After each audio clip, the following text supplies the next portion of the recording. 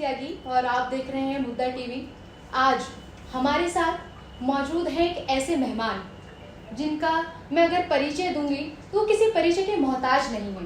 मैं जितना भी उनके बारे में कहूँ शायद कम ही रहेगा।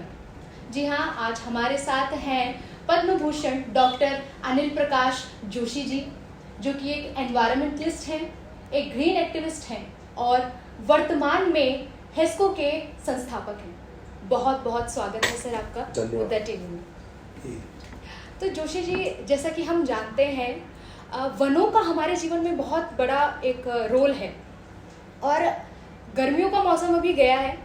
वनों को जितनी क्षति पहुंची है, हर साल हम देखते हैं गर्मियों में जो है पहाड़ों में वनों में आग लग जाती है, जिसका कहीं ना कहीं असर हमारे पर्यावरण पर भी पड़ता है और इनडायरेक्टली हम पर भी पड़ता है। इस पर आप क्या कहना चाहेंगे? देखिए, ऐसा है कि इसको आप इस तरह से भी देखें कि वनों पर आग लगती है, वनों की क्षति होती है, इसका दोष अगर अंततः हो तो हम पर ही है। क्योंकि अगर आप पूरी दुनिया को एक नज़र देख लें कि सारी दुनिया के 186 देश इस बार उस प्रचंड गर्मी को झेले हुए हैं, जो कि हमने भी उसका हिस्सा थी। अब जहाँ तक रही बात कि हमारे वनों में आग, तो आपको मैं बता दूं, देश में मात्र उत्तराखंड में नहीं कई जगह आग लगी थी। इस बार कारण था कि तापक्रम अपनी सीमा को तोड़ते हुए बहुत आगे निकल चुका था। शायद आपको खबर हो कि दुनिया का जो सबसे गर्म दिन आज तक हुआ है वो 22 तारीख को माना गया, जुलाई को, और 17.9 डिग्री सेंटीग्रेड टेम्परेचर था, क्योंकि बहुत बड़ा तापक्रम होता है। अब हमारे हिस्से में या दुनिया के दूसरे हिस्से में ये सब कारणों एक ही था कि मनुष्य ने जिस तरह से अब व्यवहार किया है प्रकृति के साथ, ये समझ न बनाते हुए कि वो जहान बनाने के पीछे अपनी जान को उसने दांव में लगा दिया। हमारे उत्तराखंड में क्योंकि वनोच्छिदित स्थान है, विकास के नाम पर भी पेड़ कटने को है तैयार, और साथ में मैं ये समझता हूँ कि जिस तरह से जंगल की आग हमें लील लेती है, क्योंकि 17% तो अकेले हमारे क्षेत्र में चीड़ के जंगल हैं। और चीड़ के जंगल के बारे में सीधा और सरल बात यह है, होता है अमेरिकन से अगर पूछा जाएगा सबसे बेहतर वृक्ष कौन सा है, आपको आश्चर्य होगा जान के, उनकी अंतर्राष्ट्रीय मैगजीन में छपा है कि चीड़ सबसे अच्छा है। क्यों? क्योंकि उसकी टिम्बर वैल्यूज, उसकी लीसा वैल्यूज को मिला के देते हैं। वो कहते हैं इकोनॉमिक वैल्यूज, और हम जिस देश के रहने वाले हैं वहाँ इकोलॉजिकल वैल्यूज कहते हैं, जो बांझ की है, साल की है, ये वैल्यूज है। तो जब चीड़ में आग लगती है तो रुकती भी नहीं है, और वही हमारे लिए सबसे भारी भी पड़ जाता है। तो आप देखिए कि जो औसतन गर्मी बढ़ी, और औसतन गर्मी के साथ ही जो पश्चिमी विक्षोभ, जो वेस्टर्न डिस्टर्बेंस बारिश का होता है विंटर्स में, जो नमी बना के रखेगा, अगर किसी तरह का कोई आग भी लग रही है तो कुछ उसमें अंकुश लगता है। इस बार वेस्टर्न डिस्टर्बेंस भी नहीं आया। क्यों? क्योंकि पूरी दुनिया में एक बात आपको समझनी चाहिए, सभी लोगों को जानना चाहिए कि दुनिया का औसतन तापक्रम बढ़ने के पीछे एक ही कारण होता है। जब ग्लोबल वार्मिंग बहुत ज़्यादा हो जाती है, दुनिया में समुद्र बड़ा हिस्सा है। इस भ्रम में न रहे कि पृथ्वी पे गर्मी पड़ रही है, समुद्र में भी पड़ती है। समुद्र अगर बड़ा हिस्सा है तो ज़्यादा गर्मी समुद्र को झेलनी पड़ रही है, और समुद्र को जब जब गर्मी बढ़नी पड़ती है, एवोपरेशंस होते हैं, और औसतन तापक्रम दुनिया का बढ़ जाता है। इस बार भी यही हुआ। जो एल नीनो, एक शब्द आपने सुना होगा, एल नीना, ये यही है। समुद्र के तापक्रम के कारण दुनिया का तापक्रम से सीधा असर हिमालय में भी है, और हम में भी, और हमारी जंगलों के आग से भी सीधे जुड़ा है। हम ने असल में पर्यावरण को ठीक उस तरह से देखना शुरू कर दिया जैसे एक अमेरिका देश है, एक पाकिस्तान है, एक ईरान है, इटली है। प्रकृति एक है। अब ये तो नहीं है कि अमेरिका के लोग सांस ना लेते और पानी ना पीते हो, भारत के लोग पीते और पाकिस्तान पीता। हवाएं, आपके बॉर्डर हो सकते हैं, पाकिस्तान हिंदुस्तान के, हवा का कोई बॉर्डर नहीं होता, और ऐसे पानी जो नीचे चलता है उसका भी कोई बॉर्डर नहीं होता। तो प्रकृति से सीखिए कि अगर दुनिया के किसी हिस्से में अत्यधिक दोहन हो रहा है, उसका असर सारी दुनिया में पड़ेगा। तो आप समझ लीजिए कि अगर इस बार उत्तराखंड में इस तरह के हालात हुए, इसके लिए सामूहिक रूप से पूरी दुनिया का जो प्रकृति के प्रति व्यवहार है, उसी का ये परिणाम है। तो उत्तराखंड की मैं बात करूंगी आपसे कि क्या आपको ऐसा लगता है जो वन नीतियां हैं, तो उनके जो लक्ष्य तय हुए हैं, क्या हम उन लक्ष्य तक पहुंच पाए हैं? या सरकार को इस पर वन नीतियों पर पुनः विचार करने की बहुत आवश्यकता है? मैं ठोक के एक बात कहना चाहता हूँ, जिस दिन वन नीति बनी 1988 में, क्या मान के बनी थी कि हम वनों का विस्तार करेंगे, वन बेहतर हो जाएंगे और प्रत्येक राज्य के पास 33% वन भूमि होगी, पहाड़ में 67% और नीचे के मैदानों। अगर आप आज देखिए कि 50 साल होने वाले हैं वन नीति को, क्या जंगल बढ़े देश में? क्या वनों में आग नहीं लगी? क्या गांव के समीप जो वन है उनके हाथ इसलिए बेहतर नहीं हुए कि वनों के प्रति लोगों के जो प्रेम व्यवहार और जो श्रद्धा थी वो इसलिए खत्म हो गई क्योंकि उनका रिश्ता खत्म कर दिया? तो ऐसी वन नीति पर सवाल तो खड़े होने ही चाहिए। दूसरी बड़ी बात यह है कि देखिए, अभी बात अगर आप भारत के फॉरेस्ट सर्वे ऑफ इंडिया से पूछे कि कितने वन हैं, वो छाती ठोक कर कहते हुए दिखाई देंगे 21%, 22%, 23%। लेकिन एक और बड़ा सवाल है, कौन से जंगल, कैसे वन? कोई भी पेड़ को वन का हिस्सा नहीं दिया जा सकता। अब अगर आप पॉपुलर कहीं पे खेतों में लगाया, अगर आप उसे वन में गिन लेते हैं, यूकेलिप्टस को गिन लेते हैं, या ऐसे पौधे जो सिर्फ काटने के लिए पैदा किए जाते हैं, टिम्बर वैल्यूज के लिए नहीं। वनों की सही परिभाषा ये होती है जो उस मिट्टी, पानी और जलवायु में पैदा हुआ हो या उस मिट्टी, जलवायु और पानी को देता भी हो, वही वहाँ का वृक्ष है।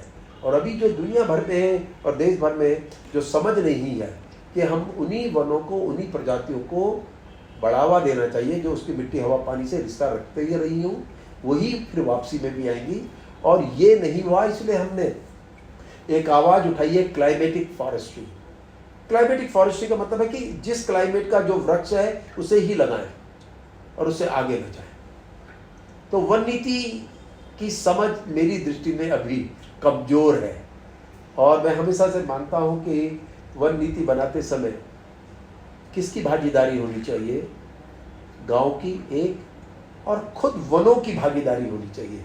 वनों की भागीदारी इस रूप में, वो बताए ना वन किस जगह कहाँ पैदा होता है, वन बताएगा मैं यहाँ स्वयं यहाँ पैदा हुआ हूँ, तुम कौन होते हो मुझे बताने वाले कि मुझे कहाँ पैदा होना चाहिए? आप बताइए, आप छोड़ दीजिए कुछ समय के बेहतर तरीके से जमीन को, उसको बांध दीजिए, उसकी नमी बढ़ा दीजिए, प्रकृति अपने आप वहां पे सुंदर प्रजाति के वन देगी। आपने छेड़छाड़ किया, इसलिए चीड़ की प्रजाति आ गई जो कि हमारी नहीं। तो जैसे कि मॉनसून अभी ख़त्म नहीं हुआ है, मॉनसून चल रहा है और लगातार हम आए दिन खबरों में देखते हैं भूस्खलन की घटनाएं जो है सामने आती हैं।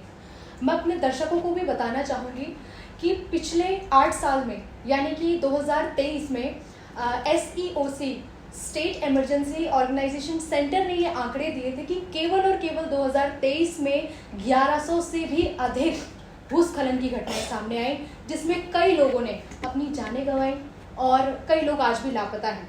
वहीं ये आंकड़ा 2022 में 245 था। तो जोशी जी, मैं आपसे जानना चाहूँगी कि ये जो आंकड़े एक साल में इतने बढ़ गए हैं, तो क्या 2024 इन आंकड़ों से हम अभी तो ख़त्म नहीं हुआ है मॉनसून, तो हम ये आंकड़े और ज़्यादा मतलब देखेंगे आने वाले समय में जैसी स्थितियां हैं? एक चीज़ मैं आपको बताऊं, देखिए आप ध्यान रखें, मैंने पहले भी आपसे कहा है कि प्रकृति का आंकलन आप एक उत्तराखंड राज्य के आदर्श और अपने पे बीतने वाली परिस्थितियों पर ही केंद्रित नहीं करना चाहिए। कारण ये है, क्या आपके पास जो ये आंकड़े हैं, क्या आपके पास और राज्यों के भी आंकड़े हैं? नहीं होंगे। दुनिया भर में अभी वो अमेरिका हो जो सबसे ज़्यादा विकसित देश हो, ऑस्ट्रेलिया, कनाडा, ये सारी दुनिया में कब किस समय बारिश किस रूप में आ जाए अब नियंत्रण से बाहर गया। तो मैं आपको बता दूं, जो आंकड़े आपने अभी रखे, बताए मुझे भी, उन आंकड़ों का आधार आप ये मान के चलिए जो भी और जैसे भी हो, लेकिन ये सारी दुनिया की कहानी है। एक बड़ा सवाल। दूसरी बड़ी बात ये भी है कि जो आपको और समझना चाहिए, हम एक संवेदनशील राज्य कहलाते हैं, इकोलॉजिकली वेरी सेंसिटिव हिमालय है हम। तो आप समझिए कि अगर कहीं कोई परिस्थिति की हमारी एक संख्या है खराब होने की, तो वो कम से कम 10 गुना उत्तराखंड में होगी, क्योंकि यहाँ पे जो बड़ा सवाल यह है कि इसकी जो सेंसिटिविटी है, इसकी सॉयल है, हिमालय तो अभी भी बन रहा है, तो इसलिए यहाँ पे कोई भी दुष्प्रभाव जो पड़ता है वो कई गुना ज़्यादा पड़ता है। तो इसे तो स्वीकारेंगे। और आपने 2024 की बात कही, तो मैं तो इस भय में हमेशा ही जीता रहता हूँ, खास तौर से मानसून में। मैं ही क्या, इस राज्य के तो गांव रात में सोते भी नहीं है कि कब तेज कहाँ किस कोने में बारिश आ जाए और गांव कहाँ से कहाँ हो जाए। एक बात का बड़ा ध्यान रखिए, आज से 20-25 साल पहले ये परिस्थितियां नहीं थी, बिल्कुल नहीं। ये 25 साल में इसलिए बदली कि पूरी दुनिया में प्राकृतिक परिवर्तन आए हैं और उसका दंड उत्तराखंड या हिमालय के लोगों के हिस्से में ज्यादा आता है, क्योंकि 1 डिग्री सेंटीग्रेड टेम्परेचर बढ़ने का मतलब हिमालय में क्या होगा और दिल्ली में क्या होगा, अंतर है। पूरे ग्लेशियर पकड़ के नीचे आ जाएंगे। अब दिल्ली में तो 1 डिग्री का कितने भी बढ़ जाए, बड़ा ही है। तो पहले तो आप इसे समझिए कि प्रकृति को आप स्थान विशेष जब भी इसका विवेचन करना होगा। और मैं अक्सर ये बात कहता हूं कि अब समय आ गया है कि आप इसका दोष किस पर मढ़े। हमारे लिए तो बड़ा सरल हो जाता है कि पॉलिसी मेकर पे हम कहते हैं तुम्हारी पॉलिसीज गलत हैं, आपकी नीतियां गलत हैं, सरकार गलत है। सच बात यह है कि अब हम सब ही गलत हैं। बताइए, हमने जो जीवन देखा है 2 हिस्से हैं, एक गांव एक शहर। शहर की खपत देखिए आपको पता होना चाहिए कि 54% दुनिया भर की ऊर्जा शहर आप दिल्ली की देखिए कितनी खपत है। दिल्ली में पानी की खपत, दिल्ली में ऊर्जा की खपत, गाड़ियों की भरमार, पॉल्यूशन पे नंबर 1 दुनिया में वैसे भी आया है दिल्ली पॉल्यूशन में नंबर 1। तो अब आप देखिए इसका दोष किस पे मढ़ा जाए। अब फिर सबसे बड़ी बात है कि विकास विकास विकास के नाम पर चुनाव लड़े जाते होंगे, तो छोड़ दो ना एक बार विकास और बोलो नहीं पर्यावरण पर्यावरण प्रकृति प्रकृति संरक्षण पे बात करिए। काहे सरकार कुछ और करेगी, वो डर जाएंगे, उन्हें तो चुनाव जीतना है, चुनाव जीतने के लिए वो कुछ भी कर सकते हैं। तो अभी शायद हमारी शैली और भाषा बदल जानी चाहिए। हम में से हर एक आदमी दोषी है। आप देखिए, आप अपने व्यक्तिगत जीवन शैली देख लीजिए, आप अब मेरी और अपनी देख लीजिए, हमारी आवश्यकताएं कहाँ से कहाँ पहुँच गई हैं। तो अब वो गांव जो हमारी हवा बनाते हैं, जंगल तो गांव में होते हैं, पानी बत्ता हो, मिट्टी निकलती हो, पेट के सवाल जहां से पैदा होते हैं, जब उनकी बारी विकास की आएगी तो आप कहेंगे पर्यावरण खराब हो रहा है। अभी तो यही हुआ है ना, उत्तराखंड में सड़कें बनी, उत्तराखंड में कई तरह के ढांचागत विकास हुआ जिसके दुष्परिणाम दिखाई दे रहे हैं। तो अब क्या ये कहा जाए कि, क्योंकि अभी कुछ समय पहले मैं राज्य की सकल पर्यावरण उत्पाद जीईपी की जब बता रहा था, सारे प्रशासनिक अधिकारी सब बैठे थे, मैंने एक ही बात से शुरू की बात कि बागेश्वर में लोगों ने बड़ा हल्ला मचा रखा पूरे क्षेत्र में, क्योंकि वहां सड़कें नहीं बन रही हैं और सड़कें बनेगी तो पर्यावरण जंगल कटने का विरोध करेंगे। सवाल ये पैदा होता है, 2 सवाल खड़े होते हैं। एक, क्या उत्तराखंड किसके लिए मांगा गया था? देहरादून, दिल्ली, उधम सिंह नगर, हल्द्वानी के लिए नहीं, यहां से ऊपर गांव के लिए मांगा गया था।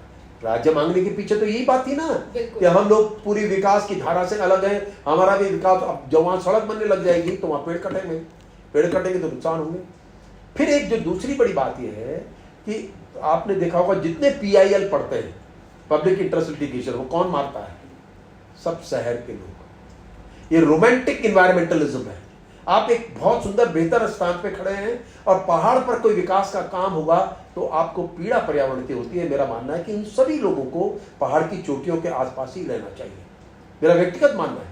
और उस दर्द को समझें और एक बीच का रास्ता निकालें, विकास भी हो हमारा दूर दराज का और साथ में पर्यावरण भी बचे।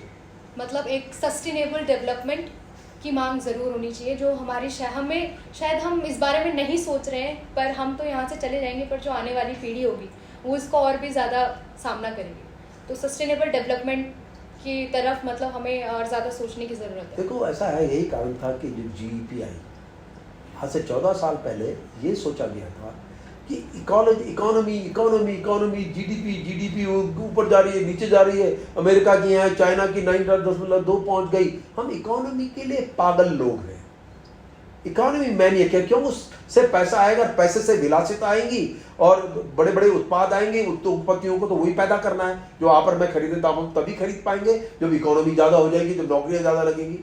ये एक ऐसा जाल बन चुका है जिसमें हम सब फंस चुके हैं।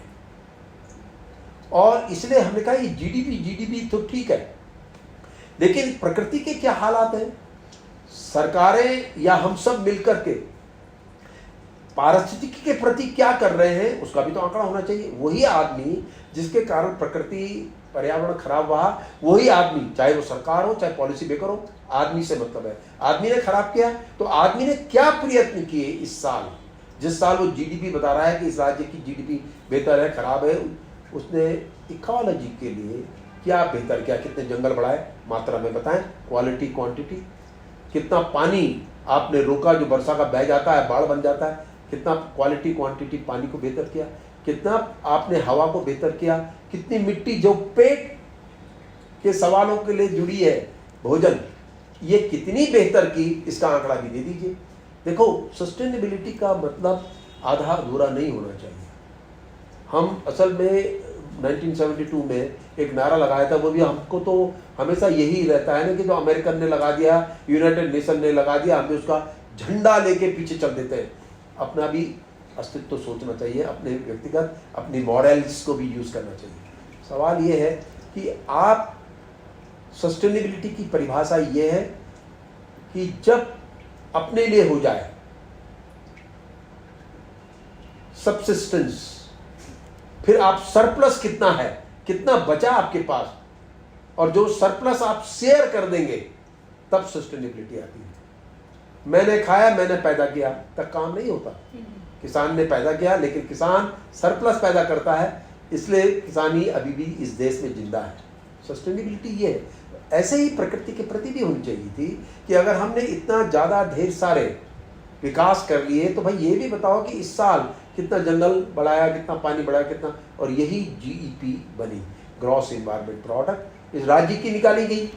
जब हमने इक्वेशन बनाई और हमारी चिंता यही थी कि ये इक्वेशन इंटरनेशनली कैसे एक्सेप्ट हो, तो हमने एक रिसर्च पेपर लिखा।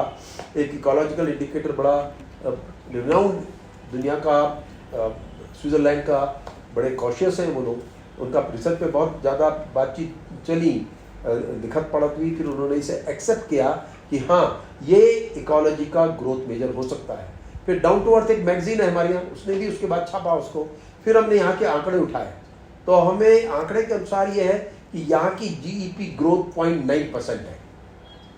उसका मतलब ये हुआ कि 9.9% ग्रोथ को ये मान के चलिए कि बहुत निराश नहीं है, पर बहुत खुश भी नहीं है। 2-3% पे जब पहुंचेगी तो बहुत बढ़िया होगा। 0.9% का मतलब समझिए कि ट्री वेटेज 17,000 है, और मुझे लगता है ये 40-50 हज़ार पे पहुंचेगा तो बहुत अच्छा होगा। ट्री वेटेज कहते हैं उसको, संख्या नहीं है वो, वेटेज है, वेटेज है। ऐसी हवा में हमने 10 अंक प्राप्त किए बेहतरी के। ऐसे ही मिट्टी हमने 12,000 हेक्टेयर ऑर्गेनिक की, और पानी करीब 880 करोड़ जोड़ा 21-22 में। तो ये एक अच्छा है, लेकिन इसको आप मैच करना है कि यहाँ कितनी जनसंख्या है, वो कितना कंज्यूम करेगी, क्या सरप्लस हो रहा है, नहीं हो रहा है। जब सरप्लस होगा तब सस्टेनेबल हो जाएगा, सस्टेनेबिलिटी आएगी। That's the whole story. तो जोशी जी, आपसे एक सवाल मेरा ये भी रहेगा कि क्या बचपन से ही प्रकृति के लिए इतना प्रेम था, या फिर आपके जीवन में ऐसी कोई घटना घटित हुई कि जिससे आपको मतलब प्रकृति के प्रति और ज़्यादा प्रेम हुआ, और वो घटना क्या थी और आपने क्या सीखा? तो ये बड़ा फिल्मी किस्म का सवाल आता है कि ऐसा क्या हुआ। कुछ नहीं हुआ। सत्य ये था कि बचपन हम नदियों में गाड़ गदेरे में नहाते थे। खेल ही वो होता था, दूसरा खेल ही नहीं था भाई। पेड़ों पे लीची के पेड़ होते थे, उसके पेड़ होते थे, कान पे पत्ती डालते थे, पेड़ के ऊपर चढ़ते थे, उसको कान पत्ती खेल कहते थे। यही खेल थे हमारे। एक तरफ जंगल, दूसरी तरफ पानी, नदी, ये दोनों खेल होते थे, और ये पूरे मन हृदय में बैठे हुए थे। तो जब बड़े होते चले गए तो ये लगा कि जंगल भी चले गए और पानी भी जा रहा है।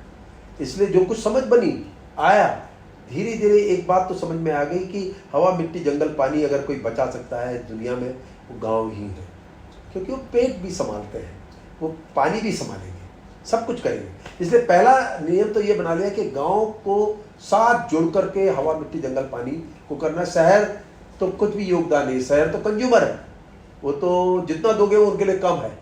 लेकिन गांव अगर इन्हें बराबर बनाते रहेंगे, तो इसलिए ये आया, धीरे धीरे सोच पैनी होती चली गई, समझ आता चला गया। लेकिन गांव को बेहतर करेंगे तभी गांव गांव बने रहेंगे, वरना वो भूतिया हो जाएंगे। ये था, इसलिए गांव के संसाधनों पर आधारित आजीविका क्या क्या हो। इसलिए जिस संगठन से मैं जुड़ा हूँ एस्को, आप हमारा हजारों गांवों में प्रेजेंस है, या तो नॉलेज बेस्ड है या हम सीधे भी काम कर रहे हैं। चमोली के कई बॉर्डर गांवों में काम करते हैं, चक्रौता के कई गांवों में हमारा काम है, हमारी बहुत से काम है। बागवानी हमने बड़ी उम्दा दर्जे की, अलग तरह की 300-400 हेक्टेयर में 70 गांवों के साथ जुड़ के बनाई है। चमोली में भी है, कई जगह है, तो उत्तराखंड में। तो ये जो प्रयोग है ये हम देश के सामने ले आते हैं। Ecology and economy should go together. पारिस्थितिकी और आर्थिकी एक फुट स्टेप में हो, ये हमारा है। और इसीलिए जीडीपी के साथ हम जीपी लाए। ये तो बहुत अच्छी बात आपने कही। पर मगर हम देखते हैं कि पहाड़ों में जो है पलायन बहुत ज़्यादा हम देख रहे हैं। घोस्ट विलेजेस, बहुत सारे घोस्ट विलेजेस हैं, और इसका कारण ये है कि लोग अब नीचे आना चाहते हैं। जो ये यहाँ की जो फैसिलिटीज़ हैं उनका लुत्फ़ उठाना चाहते हैं, या वहाँ पर वो फैसिलिटीज़ प्रोवाइड नहीं करा पा रहे हैं, जिनके कारण उन्हें पहाड़ से नीचे उतर के आना पड़ रहा है।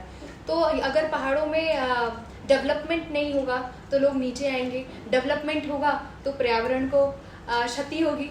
इस पर क्या कहेंगे? बहुत अच्छा आपने सवाल किया, इसका मैं बड़ा ताबड़तोड़ जवाब देता हूँ।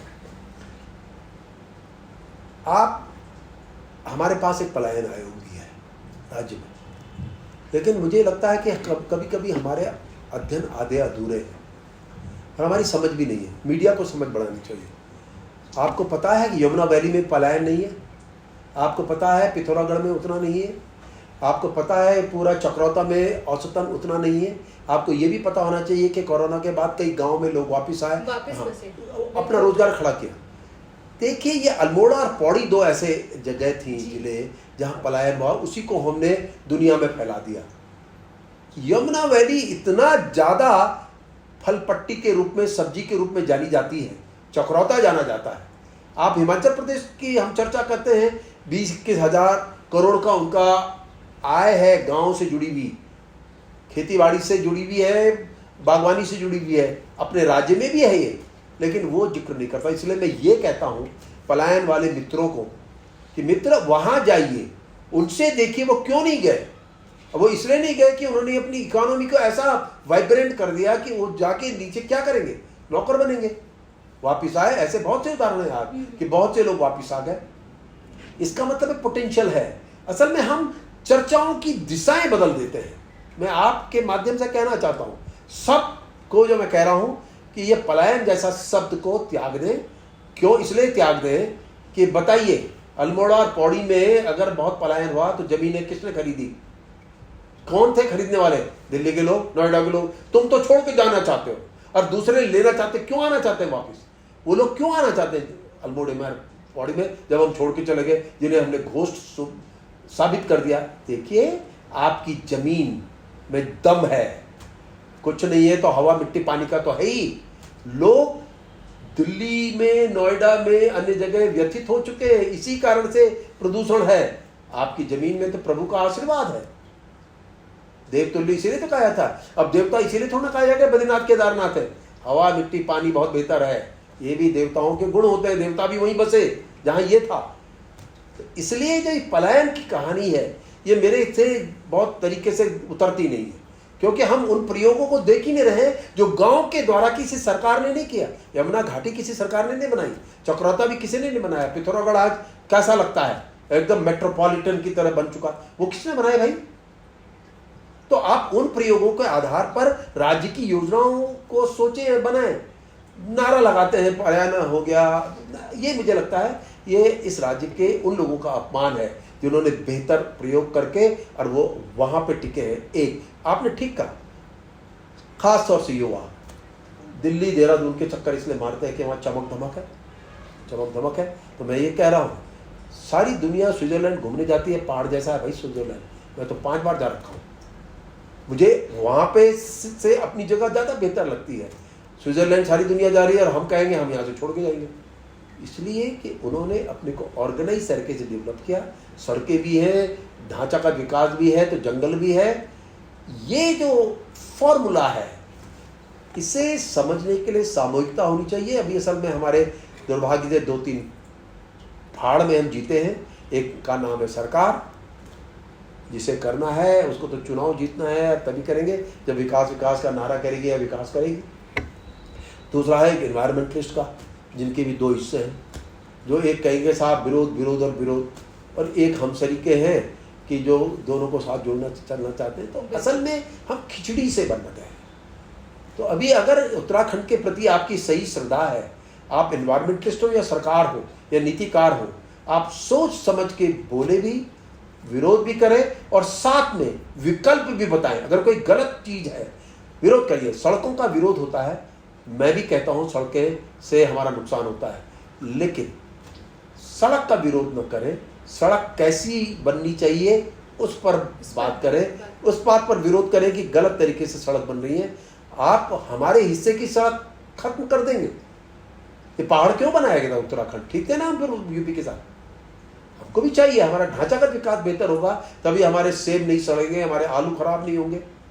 तो देखिए, ये जो सस्टेनेबिलिटी शब्द आपने किया, उसमें ये मुद्दे भी आते हैं। बिल्कुल, हवा मिट्टी जंगल पानी ही होता तो जंगलों में रहो ना, सबसे सस्टेनेबल है। तो जोशी जी, एक आखिरी सवाल आपसे रहेगा।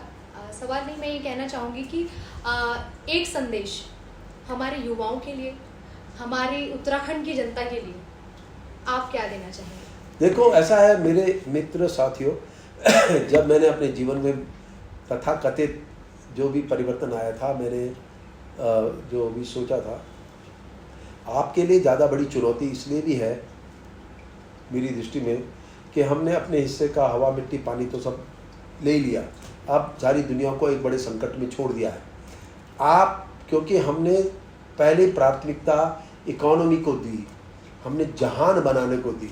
मेरा सबसे ये कहना है कि एक अच्छी जान रहेगी, जीवन रहेगा, तो आप वो भोग भी पाएंगे जो आपको इकोनॉमी से। वरना आपके सामने बहुत सी कहानियां हैं कि आपके पास सब कुछ था लेकिन आप बीमार पड़ गए, फिर सारी दुनिया काली हो जाती है। तो इसलिए आज ज़रूरत इस बात की है कि इकोनॉमी और इकोलॉजी को एक ही फुट स्टेप में मिला करके सोचना हो। बहुत बहुत धन्यवाद सर आपका। बहुत धन्यवाद। तो ये थे हमारे साथ पद्म भूषण डॉक्टर अनिल प्रकाश जोशी जी, जिन्होंने आज हमसे तमाम पर्यावरण के ऊपर बातें करी और युवाओं को और उत्तराखंड की जनता को एक बहुत अच्छा संदेश दिया। अगली बार फिर एक नई पर्सनैलिटी के साथ मिलेंगे, तब तक देखते रहिए मुद्दा टीवी।